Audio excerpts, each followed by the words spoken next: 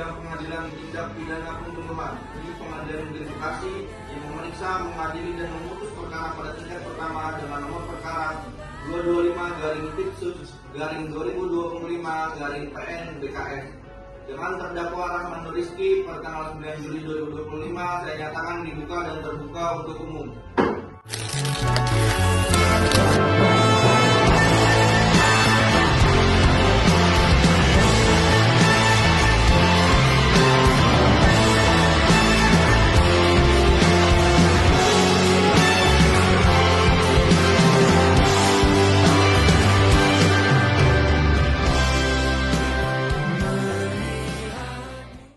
Kasus ini bermula dari persahabatan antara Ranulis dengan Siti. Hubungan persahabatan mereka terjalin sejak bangku SMA. Siti adalah seorang guru dan juga Ranulis adalah seorang asisten rumah tangga. Mereka tinggal bersama di Jalan Ahmad Yani nomor 45 RT 001 RW 002 Jati Makmur, Pondok Gede, Kota Bekasi. Ranulis dan Siti memiliki kepribadian yang konstruktif. Mereka selalu membeli barang-barang mewah dan dengan cara pinjaman online. Pada tanggal 1 Januari 2025, Ranulis memiliki gaji pas-pasan ini memiliki tagihan online yang sangat banyak dan meminta kepada sahabatnya Siti untuk mengajukan pinjaman online atas identitasnya.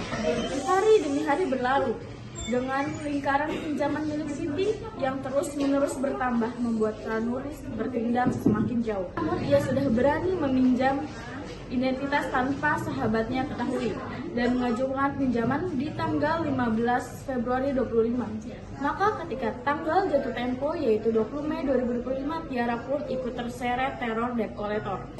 Karena terlanjur kesal dalam perilaku Ranulis yang meminjam identitasnya untuk mengajukan pinjaman online, Siti yang juga tidak memiliki kecukupan ekonomi mengancam Ranulis apabila tidak melunasi tagihannya, ia akan melapor kepada tempat Ranulis bekerja.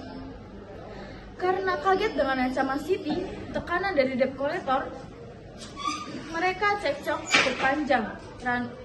Ranulis menikam Siti dengan pisau dapur di perutnya. Dalam keadaan panik, ia pun kabur menghindari kecurigaan. Siti pun ditemukan telah meninggal di dalam kosannya seminggu setelah kejadian itu berlangsung, yang kemudian ditemukan oleh tetangganya karena mencium bau busuk dari dalam kamar kosannya. Sidang Pengadilan Tindak Pidana Pembunuhan di Pengadilan Negeri Bekasi yang memeriksa, mengadili dan memutus perkara pada tingkat pertama dengan nomor perkara 225-Tipsus-2025-PN BKS dengan terdakwa Rahman Nur Rizky pada tanggal 9 Juli 2025 saya nyatakan dibuka dan terbuka untuk umum. Penuntut umum apakah sudah siap? Penasihat hukum apakah sudah siap? Jaksa penuntut umum silakan hadirkan terdakwa ke muka persidangan.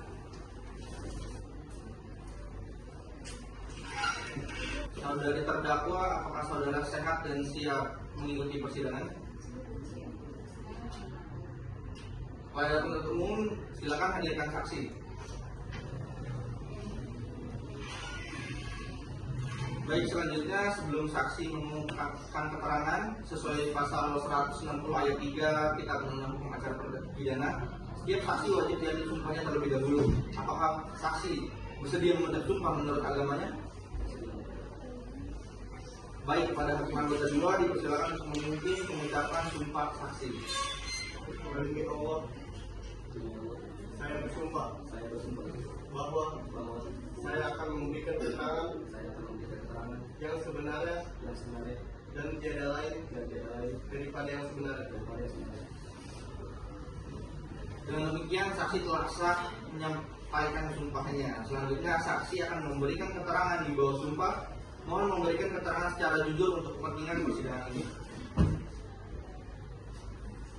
Saudara saksi, sebelum memberikan keterangan, silakan serahkan kartu identitas saudara kepada panitia.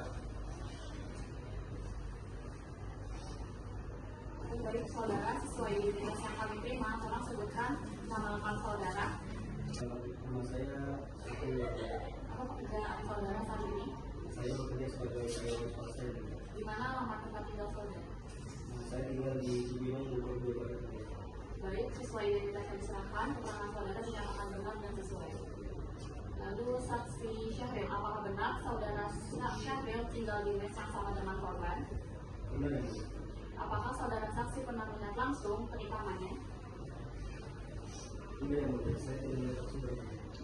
Dan kapan terakhir kali saudara melihat korban dalam keadaan yang hidup? Sekitar pertengahan Februari 2025 mulia. Baik, apakah dari JPU ada pertanyaan? Saksi, apakah saudara pernah mendengar pertengkaran antara korban dan terdakwa sebelum kejadian? Ya, saya beberapa kali mendengar dan membahas masalah hal dan tidak. Apakah terdakwa memiliki akses bebas untuk keluar masuk kamar korban? Ya, terdakwa sering keluar masuk kamar korban karena untuk memeriksa di dalam. Bagaimana dari saudara PH? Saudara saksi, apakah saudara melihat secara langsung peristiwa pernikahannya dan korban? Iya, saya tidak melihat langsung peristiwa pernikahan. Apakah saudara dapat memastikan bahwa terdakwa yang menyebabkan kematian korban? Saya tidak dapat memastikan karena saya tidak menyaksikan peristiwa tersebut secara langsung. Baik, Ya, baik, karena pemeriksaan saksi telah selesai, apakah penuntut umum masih memiliki alat bukti lainnya? Benar yang mulia, penuntut umum akan mengajukan dan memperlihatkan alat bukti sesuai pasal 184 KUHP, yaitu alat bukti barang atau benda bergerak hasil tindak pidana serta alat bantu rekaman CCTV. Silakan ditunjukkan alat buktinya.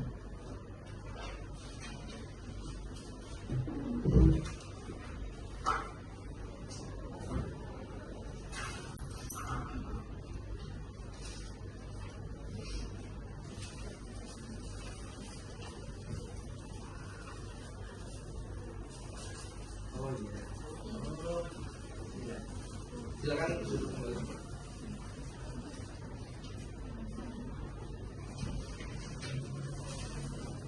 Baik, alat bukti telah diperlihatkan dan dikonfirmasi. Dengan demikian alat bukti tersebut dicatat dalam berkas persidangan.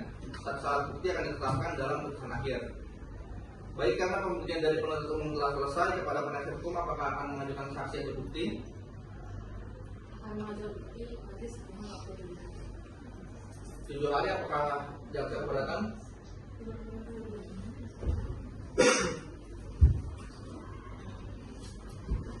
Bagaimana perkara 7 hari setelah sekarang pada tanggal berapa? Pada tanggal 16 Juli 2025 yang mulia. Oke, baik, sidang ditunda 7 hari dilanjutkan agenda pembuktian oleh penasihat hukum pada tanggal 16 Juli 2025 terdakwa tetap ditahan.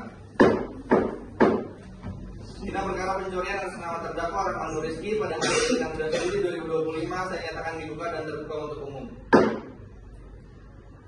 Kepada penasihat hukum, apakah siap mengajukan alat bukti?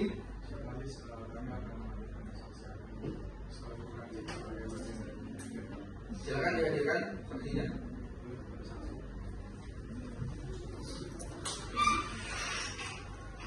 Ya, silakan duduk.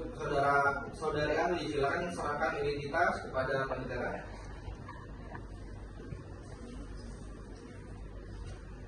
Baik, saudari, tolong sebutkan identitas setelah saudari.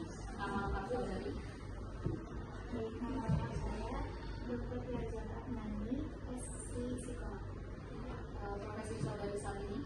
Profesi saya adalah psikolog dengan spesialisasi psikologi forensik yang biasa dimintai keterangan dalam sidang. Bidang keahlian saudari. Keahlian saya yakni psikologi forensik khususnya terkait observasi kejiwaan anak dan juga kapasitas pertanggungjawaban pidana pidana. Baik, sebelum memberikan keterangan, saudari wajib disumpah dengan ahli. Apakah saudari bersedia? Pada anggota kedua, disilakan untuk mengambil dan membimbing sumpah. Saya bersumpah demi Allah akan memberikan keterangan sesuai dengan keahlian saya yang sebenar-benarnya. Baik, untuk saudari ahli, dari sudut pandang psikologi forensik, apakah terdapat faktor yang dapat meringankan atau memberatkan terdakwa? Jadi faktor yang dapat dipertimbangkan untuk meringankan itu adalah kondisi emosi yang tidak stabil akibat konflik berkepanjangan dan juga faktor tidak adanya perencanaan dalam perbuatan terdakwa dan lebih kepada spontanitas akibat menurunnya fungsi otak prefrontal cortex yang terdakwa alami dalam mengambil keputusan yang logis. Nah, namun faktor yang memberatkan itu adalah terdakwa tetap memiliki kapasitas kontrol diri dan juga pemahaman hukum saat melakukan perbuatan. Jadi bukan gangguan kelainan, gangguan jiwa atau kelainan jiwa. Jadi apa rekomendasi saudari terhadap majelis hakim terkait penanganan terdakwa ini? Saya merekomendasikan agar terdakwa itu tetap dimintai pertanggungjawaban pidana, namun dengan mempertimbangkan aspek rehabilitasi psikologis seperti konseling pengendalian emosi. Kemudian hal itu sebagai bagian dari pembinaan selama menjalani pidana. Baik, terima kasih. Cukup dari majelis hakim. Apakah dari penasihat hukum ada pertanyaan? Ada mas. Silakan. Ada saksi ahli.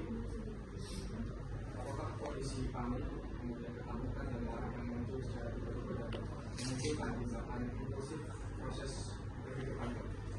Ya, kalau dalam psikologi itu emosi yang muncul secara intens dan tiba-tiba seperti panik atau ketakutan itu dapat mengaktifasi reaksi spontan otak saat menghadapi ancaman. Nah, dalam situasi itu kerja fungsi kognitif terutama bagian otak prefrontal cortex atau otak bagian depan yang berperan dalam pengambilan keputusan rasional itu dapat menurun. Akibatnya seorang itu lebih mungkin bertindak secara impulsif tanpa memikirkan konsekuensi jangka panjang dari tindakannya. Baik, kemudian apakah kondisi psikologis terdakwa saat itu dapat mengurangi kapasitasnya untuk membuat keputusan secara sadar dan terstruktur? Baik, jika dalam psikologi hukum itu kondisi emosional ekstrim seperti ketakutan atau panik dapat menurunkan kemampuan seseorang untuk mengambil keputusan secara sadar dan juga terukur. Nah, ketika sistem pusat emosi itu lebih dominan dibandingkan dengan fungsi kognitif dari bagian otak depan yang mengatur kontrol diri, maka hal itu dapat mengganggu rasionalisasi. Apakah dari jaksa ada pertanyaan? Berdasarkan pemeriksaan dari saudari, bagaimana kondisi psikolog terdakwa saat peristiwa pembunuhan itu terjadi? Baik, berdasarkan hasil wawancara klinis, observasi perilaku dan juga alat tes psikologis, terdakwa berada dalam kondisi tekanan emosi tinggi yang ditandai dengan kecemasan akut dan juga kemarahan intens. Namun kondisi ini tidak menghilangkan kemampuan terdakwa untuk memahami perbuatan dan juga tindakan. Kemudian, apakah saudari menemukan indikasi bahwa pembunuhan itu direncanakan? Jika dilihat secara psikologis tidak ditemukan pola perencanaan jangka panjang yang dilakukan oleh terdakwa, tindakan terdakwa ini lebih bersifat reaktif situasional dan juga ada unsur impulsivitas, yakni reaksi cepat terhadap stimulus emosional tanpa pertimbangan yang matang. Terima kasih. Baik, terima kasih saudari ahli. Silakan kembali dan ambil identitas di meja penegara.